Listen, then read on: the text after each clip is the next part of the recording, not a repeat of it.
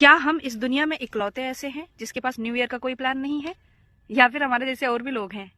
कहीं ऐसा तो नहीं कि नए साल का प्लानिंग करने के लिए हमारे पास पैसा ही नहीं है? कहीं ऐसा तो नहीं कि हमारे सारे दोस्त ही धोखा देके भग गए कि चलो जाओ इसको छोड़ दो, हम चलते हैं नया साल मनाने? या फिर ये भी हो सकता है कि हमारी उम्र ही इतनी ज्यादा हो गई है कि अब हम नया साल मनाने लायक ही नहीं रहे।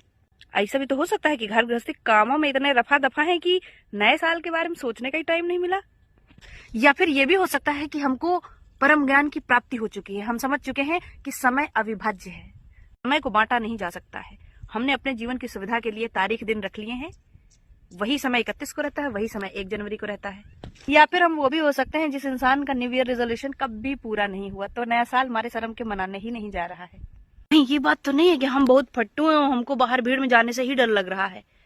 या फिर ये हो सकता है कि हमारे सर्दी की हमारी घिघियां बन गई हैं, हमको ऐसा लगता है क्या होता है नया साल मना के, कौन जाए बाहर।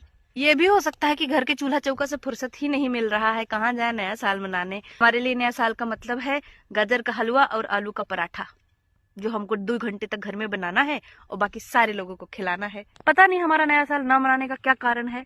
तुम लोग जा रहे हो कि तुम में से कोई ऐसा भी है जो बिल्कुल हमारे जैसा है, उसका कोई प्लान ही नहीं है नए साल का? क्या हम इस दुनिया में इकलौते ऐसे हैं जिसके पास न्यू ईयर का कोई प्लान नहीं है, या फिर हमारे जैसे और भी लोग हैं?